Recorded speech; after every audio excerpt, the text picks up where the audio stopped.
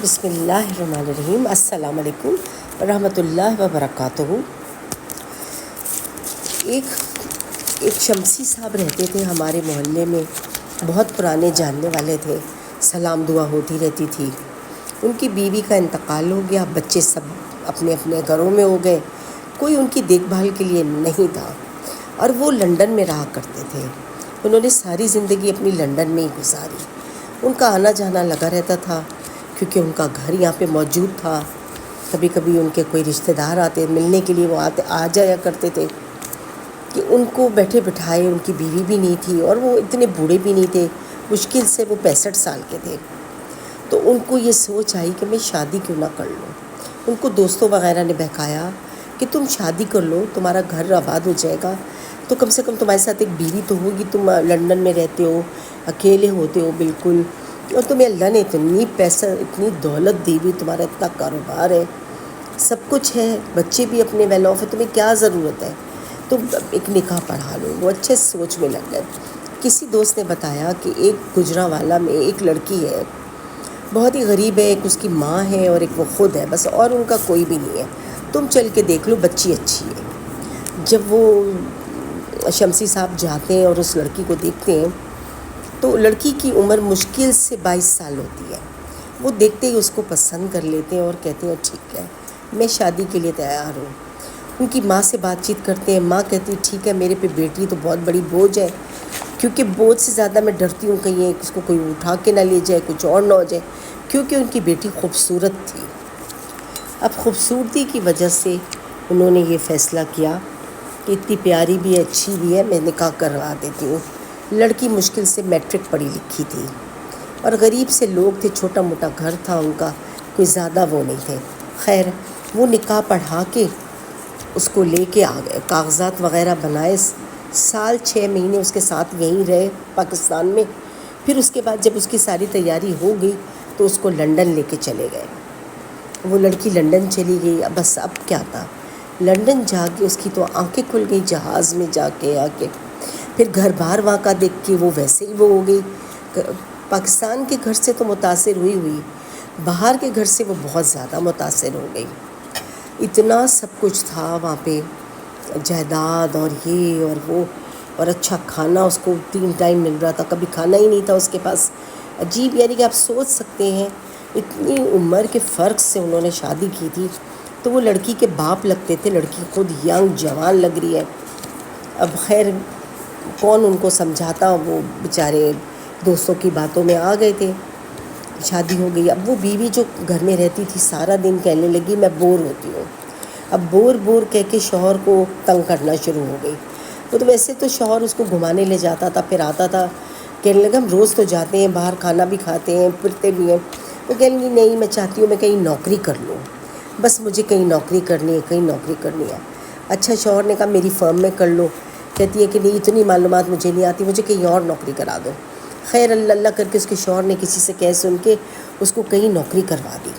اب وہ نوکری کرنا شروع ہو گئی وہاں پہ۔ اب نوکری کرتی تھی تو وہاں پر رہ کے اس نے کسی سے بات چیت کی اور کسی سے کہا کہ کس طرح میں یہ جائیداد اپنے نام لے سکتی ہوں اور مجھے کیا مل سکتا ہے اور کیا، اس طرح کر کے اس نے ساری معلومات لوگوں سے حاصل کی۔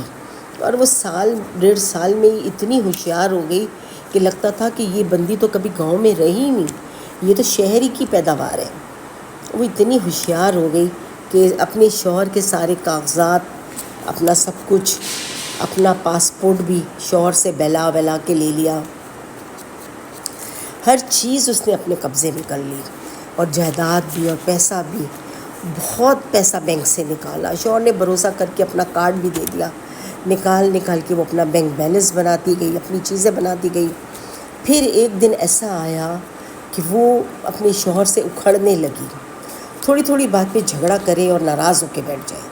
تو شوہر نے پوچھا کہ بھئی بات کیا ہے، ایسا کیا ہو گیا کہ تم ہر وقت مجھ سے ناراض ہو رہی ہو، مجھے بتاؤ کیا چاہیے تمہیں۔ کہنے لگی کہ بس مجھے پیسے، میرے پاس پیسے اتنے نہیں ہوتے، میں تھکی بھی آتی ہوں، تو میرے پاس گاڑی نہیں ہے، فلانا نہیں۔ شوہر نے کہا ٹھیک ہے، میرا یہ دوسرا کریڈٹ کارڈ لے لو، تم اس سے گاڑی خرید لو جو تمہیں پسند ہو، تم وہ لے لو تاکہ تم آرام سے جاؤ آؤ۔ یہاں تک کہ اس کو ڈرائیونگ بھی سکھا دی تھی شوہر، یعنی شوہر جو تھا وہ اتنے اس نے اعتماد میں اس لڑکی کو لے لیا کہ ہر چیز اس کے حوالے کرتا چلا گیا، کیونکہ 5 سال شادی کو ہوئے تھے اور وہ ظاہر 70 سال کے ہو گئے جو شمسی صاحب تھے، اور جو وہ تھے لڑکی تھی وہ تھوڑی اور بڑی ہو گئی، ظاہر ہے اور میچیور ہو گئی، اس کو ہر چیز وہاں کی لنڈن کی آ گئی کہ کیا کرنا ہے کیا نہیں کرنا۔ اس نے بڑی چالاکی سے سارا پیسہ اپنے بینک میں موو کیا، سب کچھ کیا، اور پھر اس کے بعد وہ ایک دن خاموشی سے دوسرے شہر غائب ہو گئی، لنڈن سے آگے کی طرف چلی گئی، برمنگھم یا اس سے بھی اسکاٹ لینڈ اس طرح کی کسی جگہ پہ چلی گئی وہ، اور جا کے گم ہو گئی وہاں پہ۔ وہاں جا کے اس نے اپنے شوہر کو خط بھیجا، لیٹر بھی بھیجا، فون پہ بھی بات کی کہ مجھے طلاق چاہیے۔ یہ دیکھ کے شوہر بہت پریشان ہوا، اور شوہر نے بہت ڈھونڈنے کی کوشش کی کہ تم کہاں ہو اور کیا ہے، اور اس طرح کی بات کی۔ اس نے کہا بس کچھ نہیں، مجھے تم سے طلاق چاہیے، مجھے طلاق چاہیے۔ خیر شوہر مجبور ہو کے طلاق دے دی۔ پھر بعد میں اسے پتہ چلا کہ اس کی تو دولت، پیسہ، اثاثہ، بہت سی چیزیں لے کے چلی گئی ہے، اور پیار محبت میں کتنے اس کی جائیداد اپنے نام کرا لی ہے۔ اور اس کے بعد اس نے وہاں جا کے دوسری جگہ پہ ایک جوان آدمی سے شادی کر لی، اور جوان آدمی سے پیسہ بھی لوٹ کے لے گئی، لنڈن میں سیٹل بھی ہو گئی، وہاں کی نیشنلٹی بھی مل گئی، اور ایک جوان بندے سے شادی کر لی۔ آپ دیکھیں بیچارے شمسی صاحب کا کیا حال ہوا۔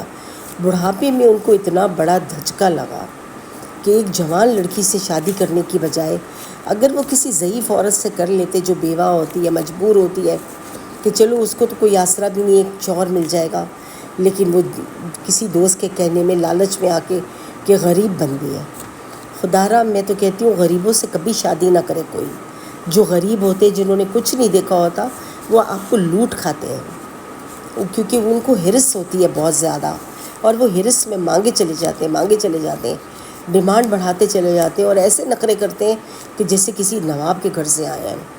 یہی حال اس نے شمسی صاحب کا کیا ہوا تھا کہ مجھے کر کے کپڑے ایسے پہننے، وہ پہننا ہے۔ خیر وہ بھی تنگ آ چکے تھے اس لڑکی سے، انہوں نے کہا چلو طلاق دے دو، طلاق بھی دے دی اس کو، اور وہ لیکن دیکھا تو ان کے سارے بینک اکاؤنٹ میں سے پیسہ ٹرانسفر کر کے اپنے پاس لے گئی تھی، ان کے پاس کچھ بھی نہ بچا، بیچاروں کے پاس وہی گھر بچا جس میں وہ رہتے تھے، اور بڑے وہ بیچارے فکر مند ہوئے، اور بڑا دکھ ہوا ان کو۔ میں صرف اس چیز پہ، وہ ایک دن اداس بیٹھے ہوئے تھے تو پاکستان آ گئے، تو پھر آ کے انہوں نے اپنی یہ کہانی ہم سب کو بتائی، تو ہمیں سن کے بڑا دکھ ہوا۔ ہم نے کہا بہت برے لٹ کے آئے ہیں۔ تو انسان کبھی ایسے کسی سے شادی نہ کرے بس، اور اپنے گھر کو خود برباد کرنا، اور عمر کے فرق سے تو کبھی بھی نہ کرے، کیونکہ جو عمر کا فرق آتا ہے نا، اس میں لڑکیاں کبھی بھی آنیسٹ نہیں ہوتی آپ کے ساتھ۔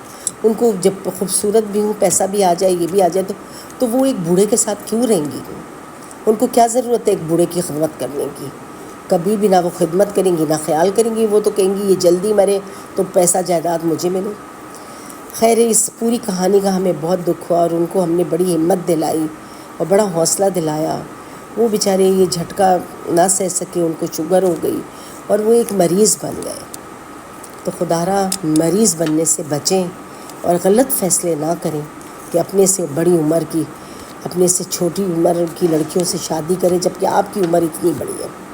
کوشش کریں کہ اگر آپ کو شادی کرنی ہے تو کوئی ایجڈ عورت سے کریں، ایسی سے جو نکاح کا مطلب سمجھ کے آپ کے ساتھ چپ چاپ بیٹھے گی۔ آپ کو یہ کہانی یقیناً اچھی لگی ہوگی۔ اللہ ہم سب کا حامی و ناصر ہو، آمین۔